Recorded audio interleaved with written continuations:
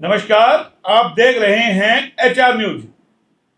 हम बात करेंगे हरियाणा की राजनीति में। क्या हरियाणा की राजनीति में सब कुछ सही चल रहा है, या यूं कहें कि भाजपा की तीसरी बार जो सरकार हरियाणा में बनी है उसमें सब कुछ सही चल रहा है, या कुछ उठापटक होने का अंदेशा है। उसी पे चर्चा करेंगे, और चर्चा करने के लिए हमारे साथ है एडवोकेट नरेश चौहान जी। क्योंकि हम आपको बता दें, पिछले दिनों रेवाड़ी विधायक ने जिस तरीके से नगर परिषद को लेकर के बयानबाजी एक बार फिर की है, उससे कुछ अलग ही चीजें उभर के आती है। उसी पे चर्चा करेंगे। और कहे राव इंद्रजीत सिंह को लेकर के भी कुछ मीडिया में, सोशल मीडिया में खबरें आ रही है, उस पर भी चर्चा करेंगे। कई सारी चीजों पे चर्चा करेंगे और नरेश चौहान जी से विस्तार से जानेंगे कि आखिर हरियाणा की राजनीति में ये सब क्या हो रहा है और राव का अगला कदम क्या होगा, उस पर भी चर्चा करेंगे। चौहान साहब, HR न्यूज में आपका स्वागत है। धन्यवाद मोहनलाल जी, आपने चौहान साहब, सवाल बड़ा है। हरियाणा की राजनीति, तीसरी बार ट्रिपल इंजन की सरकार, और फिर ये नाराजगी है, क्या है विधायक का बार बार चेयरपर्सन को लेकर के? तीसरी बार भी रिकॉर्ड तोड़ सरकार जो बनी है वो भी अहीरवाल के सहारे बनी। लेकिन अहीरवाल के लोगों को कुछ नहीं मिल रहा। ये टीस है, दर्द है, क्या है, क्या लगता है? तो हम विधायक का बार बार बयान आना चेयरपर्सन को लेकर। नहीं, हमें लक्ष्मण की ही क्यों? आपने मुकेश शर्मा गुड़गांव वाले विधायक का कहीं नाम सुना है क्या? ना, नहीं सुना। सोना वाले का आपने सोना वाले तेजपाल तंवर का कहीं नाम सुना है क्या? आपने कंवर सिंह यादव महेंद्रगढ़ वाले का कहीं नाम सुना है क्या? मतलब नारनौल का विधायक, पटौदी का विधायक, बावल का विधायक और कोसली का विधायक, बेशक राव इंद्रजीत सिंह के, अटेली के की बेटी आरती राव, मतलब इनके अलावा किस विधायक का कहीं कोई जिक्र, किसके झंडे लग रहे हैं या कौन अपनी बाछे खिला रहा है?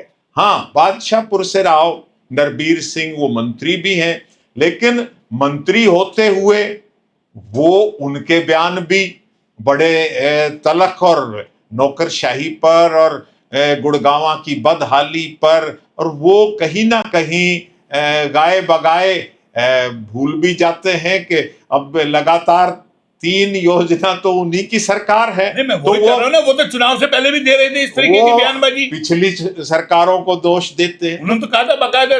तो कहीं ना कहीं ये टीस तो स्वाभाविक है, जो अहीरवाल की विधायकों की, जनप्रतिनिधियों की, और विधायकों से बड़ी हम पहले भी मोहनलाल जी अपने डिबेट्स में खूब चर्चा कर चुके हैं कि राव इंद्रजीत सिंह, मतलब उनका भी निरंतर एक किस्म से ये राज्य मंत्री और उस महकमे का जिसका कोई नाम पता आम आदमी नहीं जानता, तो ये टीस तो है।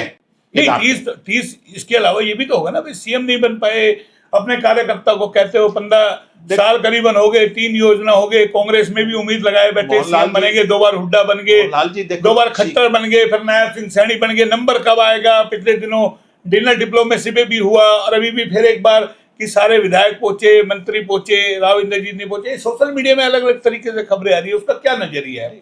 सोशल मीडिया वाले देखो अपने ढंग से उन चीजों को दूर बैठ के, हम और आप अहीरवाल के केंद्र बिंदु, जो अहीरवाल की राजधानी है, विलायत है रेवाड़ी, हम तो वहां बैठे हैं। मैं वही तो कह रहा हूं, यहाँ से सारे विधायकों को जिताना। इस बार राव इंद्रजीत की सारी सीटें आई है ना, 11-12 सारी सीटें आई है, उसके बावजूद सीएम पद नहीं मिलना, तो वो दर्द तो कहीं ना कहीं अंदर खाते हैं। वो नांगड़ चौधरी की भी राव इंद्रजीत सिंह के खाते में, बेशक वो कांग्रेस की विधायक बनी हैं, लेकिन वो खुलेआम कहती हैं, और राव इंद्रजीत सिंह भी इस बात को ऑन करते हैं कि भाई वो हमारे समर्थक रही हैं। नहीं, इसी तरीके से मानेसर मेयर को लेकर के भी लगातार हो रहा है विवाद की। जी उनके कार्यालय पे गए राव इंद्रजीत, बार बार वहां जाते हैं और राव नरबीर बयानबाजी करते हैं। तो ये तमाम चीजें, क्या लगता है वो राव का कोई अगला कदम आपको देखने को मिल सकता है, बड़ा कदम? देखो, राव का पहले भी हम अपनी चर्चाओं में कह चुके हैं कि राव में अपने पिताश्री राव बीरेंद्र सिंह जी जैसा डेयरिंग वो नहीं है कि भाई वो बड़ा रिस्क नहीं लेंगे। अगर उनमें इतनी बात होती तो वो लगातार मतलब 3 बार राज्य मंत्री, इससे ज्यादा निरादर उनका खुद का ही क्या होगा। इससे बढ़िया तो हम पहले भी अपनी डिबेट में कह चुके हैं कि इन्हें स्वीकार नहीं करना चाहिए। अब भी अपना हाथ ऊपर रख के जी मैं संगठन में काम करूंगा और ये मंत्री पद किसी और को दे दो। हाँ, जो आपने बात कही कि सोशल मीडिया पर कुछ चीजें वायरल हो रही हैं, तो मैं तो देखो सिरे से उस चीज को खारिज करूंगा कि राव इंद्रजीत सिंह पार्टी नहीं छोड़ सकते। क्यों नहीं छोड़ सकते? क्योंकि उनको राज्य मंत्री का पद मिला हुआ है, कोठी मिली हुई है, वही पुरानी कोठी जो उनके पास 2004-5 से चली आ रही है। तो वो कहीं ना कहीं एक अपना सेल्फ इंटरेस्ट उनका वो भारी पड़ रहा है उनके खुद के ऊपर। और फिर बेटी को अब कैबिनेट मंत्री, मतलब जो अपने वारिस को स्थापित करना चाहते थे राजनीति में, रामपुरा हाउस की लीगेसी को आगे बढ़ाने के लिए, वो कैबिनेट मंत्री बनी हुई है। और राव को क्या चाहिए? और इससे ज्यादा क्या आपको लगता है? जो ये सोशल मीडिया पे चल रही है 2 अक्टूबर को ऐसा होगा वैसा होगा, मैं तो सिरे से खारिज कर। क्योंकि देखिए गुड़गांव में पिछले दिनों बारिश आई, उस पर भी राव का शायद बयान आया है कि बड़ी निराशाजनक स्थिति है। देखा होगा आपने गुड़गांव किस तरीके से जाम रहा है, राव नरबीर लगातार। लेकिन भाई 15 साल से आपकी सत्ता है, 15 साल से तमाम चीजें हैं, अब भी आप पूर्व की सरकार लाल जी सरकारें नहीं, देखो ये सब बेलगाम है नौकरशाही। मतलब कम से कम हम अपने अहीरवाल की कह सकते हैं कि कोई नकेल नहीं है, चाहे तहसील का भ्रष्टाचार हो, चाहे नगर पालिका का, नगर परिषद का, निगम का। मतलब जहां अफसर बैठे हैं और अफसर कहां रिमोट से कंट्रोल हो रहे हैं, ये अब बच्चे बच्चे को पता चल गया है। मनोहर लाल खट्टर भी एक किस्म से खड़ाऊ चीफ मिनिस्टर थे, और अब सैनी साहब तो कहते हैं कि भाई खट्टर साहब की नुमाइंदगी कर रहे हैं। तो इनके हाथ में किसी के में कुछ नहीं है। तो अफसरशाही, नौकरशाही जो है वो बेलगाम है, और आम जनता अहीरवाल की मतलब वो कहीं ना कहीं इस लूट खसोट की नहीं, मैं बिल्कुल आप कह रहे हो, त्रस्त है, नो डाउट इसके अंदर। देखिए सच्चाई दिख रही है कि शहर के जो हालात है, लेकिन रेवाड़ी विधायक का बार बार इस तरीके का बयान देना अपनी सरकार के नहीं, सवाल सरकार कहीं उनको भी दर्द है, कहीं उनको भी दर्द है, सरकार में कोई भागीदारी नहीं मिल रही। देखिए कोसली, बावल और यानी कि कहने हमारी ये 3 सीटें, यहाँ से कोई मंत्री नहीं। मैंने बताया ना कि भाई तो दबाव बनाने की राजनीति है। 1977 से कर्नल राम सिंह पहली बार 1952 से 77 तक रेवाड़ी को मंत्री पद नहीं मिला, लेकिन कर्नल राम सिंह ने अपने जुगाड़ से, अपने दबंगपने से 77 से लेके 87 तक लगातार 10 साल तक कैबिनेट मंत्री रहे। फिर उसके बाद 89 में जो लोकसभा का और बाई इलेक्शन हुआ रेवाड़ी विधानसभा का, कर्नल और कप्तान की जोड़ी ने फिर एक झटका मारा, और 91 में दोनों ही कर्नल साहब एमपी बन गए, कप्तान दूसरी बार यहां से विधायक बन गया, कर्नल साहब सेंटर में वजीर बन गए, कप्तान हरियाणा सरकार में मंत्री रहा। 14 से देखिए रेवाड़ी की अगर हम बात कर लें, भाई आपके कोसड़ी को नेतृत्व मिल गया, मंत्री रह लिया, बावल से रह लिया, लेकिन रेवाड़ी का नंबर नहीं आ रहा। वजह क्या? रेवाड़ी से कोई खींच भाजपा सरकार को है या भाजपा को नहीं है कहीं ना, या फिर यहाँ कैपेबल नहीं है, यहाँ के विधायक के मंत्री बनने लायक नहीं। यहाँ राव इंद्रजीत सिंह ने एक ही मंत्री पद मांगा अपनी बेटी का, वो मिल गया और कैबिनेट मंत्री मिल गया। राव नरबीर सिंह गुड़गांव में, राव नरबीर सिंह और राव इंद्रजीत सिंह का 36 का आंकड़ा हमें कहने की आवश्यकता नहीं, जग जाहिर है। तो इसलिए वो क्यों चाहेंगे? तो फिर क्या ये है, क्या करें यहाँ के विधायक? क्या बार बार इस तरह की बयानबाजी चलती रहेगी? अब भाई नगर परिषद में अगर भ्रष्टाचार है, नगर परिषद की कार्य उसके पास चारा क्या है रेवाड़ी के विधायक के पास? वो अपनी आवाज बुलंद करके अपने आप को सेफ कर रहा है कि देखो भाई मैं क्या करूं, ये काम उसका है, मैं कह ही सकता हूं, वो नहीं कर रहे। तो राव से पैरवी करवा लेना। नहीं, राव या राव करेगा पैरवी नहीं नहीं, कर पा रहे। राव करेगा नहीं। राव ने अपने आदमियों की, उनकी पैरवी नहीं कर रहा। राव के जो 4 एमएलए 5 एमएलए हैं, उन्होंने अपनी बेटी, तो राव का जो समर्थक है वो उसका काम हो तो ठीक, ना हो तो ठीक, बस राव साहब का आशीर्वाद बना रहे, वो इसी में खुश है। तो आगे निकाय चुनाव आ रहे हैं, आपको मालूम होगा क्या स्थिति है। अगर विधायक का इस तरीके का बयान नगर परिषद को लेके आ रहा है तो आपको लगता है आगे कहीं ना कहीं नुकसान हो सकता है? मोहनलाल जी, नुकसान तो पिछले चुनाव में भी हुआ, हमने पूरी डिटेल से वो, और आपने देखा कि 31 में से भाजपा के कितने जीते, लेकिन जहां किसी का मुकद्दर जोर मारता है ना, वहां इस पूनम का मुकद्दर जोर मार गया। वरना हमने तो विश्लेषण तो पूरे वार्ड का, पूरे शहर का, सबका विश्लेषण करके कि ये तो कहीं दूसरे तीसरे नंबर पर बता रहे थे हम, लेकिन इसके भाग्य ने जोर मारा और समीकरण ऐसे बैठे कि वो नंबर 1 और 2 जो हम गिनती में कर रहे थे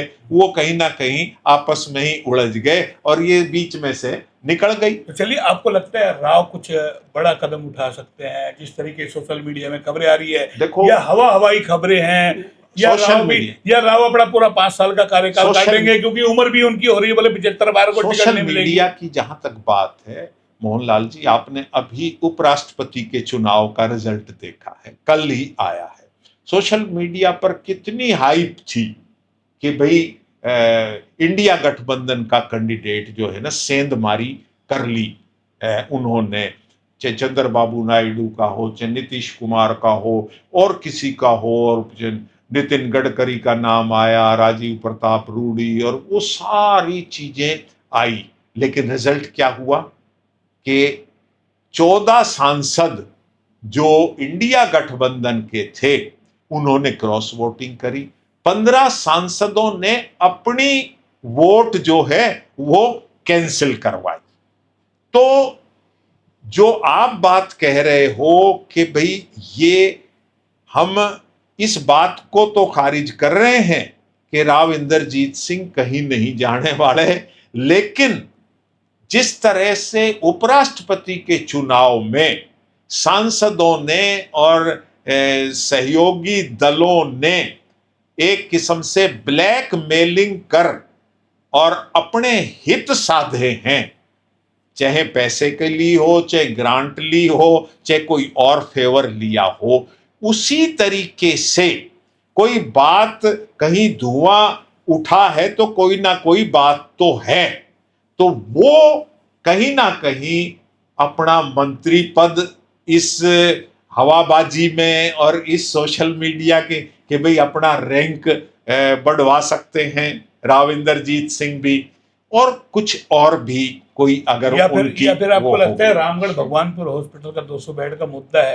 ये भी कहने के राव के गले की फांस बन गया? देखो, मैंने कहा ना कि चाहे नेता हो और चाहे इस अहीरवाल की जनता हो, अभी ये नेपाल की तरह से ये बगावत नहीं कर सकते। ये रामपुरा हाउस की दबेल है, ये रामपुरा हाउस की राय हैं जो आम अहीर मतदाता है। कहते हैं ना, गुजर की गाय और हीर की राय अपने खूंटे पे ही जाती है। तो चाहे रामगढ़ भगवानपुर का हो, आप तो साफ तौर पे मतलब खारिज कर रहे हैं जो सोशल मीडिया में खबरें आ रही है। मतलब राव अभी ऐसी कोई रिस्क नहीं लेंगे। अगर चेयरमैन का पद 2014 में नहीं छोड़ा, भाई एट मोमेंट के ऊपर आकर के कांग्रेस बीजेपी को उन्होंने ज्वाइन किया था। बस इसमें एक बात मैं और ऐड करूंगा कि 25 सितंबर को रोहतक में चौधरी देवीलाल की जयंती का बहुत बड़ा कार्यक्रम है और राव इंदरजीत सिंह पहले भी उस जयंती के कार्यक्रम में जाते रहे हैं। अगर राव इंदरजीत सिंह रोहतक 25 सितंबर को, क्योंकि जगदीप धनखड़ की भी आ रही है कि भाई शायद वो भी जाएं, अगर वो वहां जाते हैं तो हम कहीं ना कहीं सोच सकते हैं कि राव इंदरजीत सिंह चाहे मोदी से पूछ के ही जाएं, क्योंकि मोहनलाल जी बड़ा स्पष्ट है, 90 के विधानसभा में आज की तारीख में 37 एमएलए कांग्रेस के पास है और 48 एमएलए बीजेपी के पास है। 2 एमएलए इनेलो के पास है, 3 एमएलए इंडिपेंडेंट है। अगर राव जा भी रहा है, छोड़ता भी है, तो 4-5 एमएलए बीजेपी से उन्हें इस्तीफा देना पड़ेगा, यूं ही थोड़ी चले जाएंगे। अरे भाई जब आप कह रहे 37 हुड्डा की है तो वो क्यों जाने देगा भाई? और फिर हुड्डा के पास हैं तो हुड्डा के पास 37 में से 30 हैं, वो चीफ मिनिस्ट्री राव को क्यों देंगे? वो कहीं ना कहीं बीजेपी को सपोर्ट कर देंगे। अब भी कहा जा रहा है, कहते हैं कि भाई वो इनेलो वाले तो कहते हैं कि भाई ये मिली भगत है और इन्होंने मिलजुल के ये खेल खेला है। तो ये आने वाले समय में पता चलेगा। लेकिन सोशल मीडिया की इन खबरों में कोई दम नहीं है कि राव 2 अक्टूबर को कांग्रेस में घर वापसी कर रहे हैं। तो ये थे चौहान साहब जिन्होंने अपनी बात रख दी है, क्योंकि अफवाहों का बाजार गर्म है, मीडिया में तरह तरह की खबरें आ रही है, उसी भी हमने चर्चा की। लेकिन सवाल ये है, कहीं ना कहीं विधायकों में नाराजगी नजर आ रही है, अहिरवाल के विधायकों में, क्योंकि मंत्री पद जो है हमारे दक्षिण हरियाणा में ना के बराबर है, उसको लेकर के, और बार बार जो रेवाड़ी विधायक का नगर परिषद को लेकर बयान है उसके भी कहीं ना कहीं मायने हैं, दर्द है, टीस है कि कुछ ना कुछ दबाव की राजनीति वो कर ले तो उनको कुछ ना कुछ मिल जाए। इसी तरीके चौहान साहब ने बताया राव का भी अगर जिस तरह की अफवाहें हैं, कुछ दबाव है तो कुछ राव को मिल जाए, कोई मंत्री पद बदल जाए, लेकिन ये आने वाले दिनों में होगा। फिलहाल चौहान साहब आप मेरे साथ जुड़े, बहुत बहुत धन्यवाद। फिर आएंगे नए अपडेट पे, तब तक के लिए नमस्कार।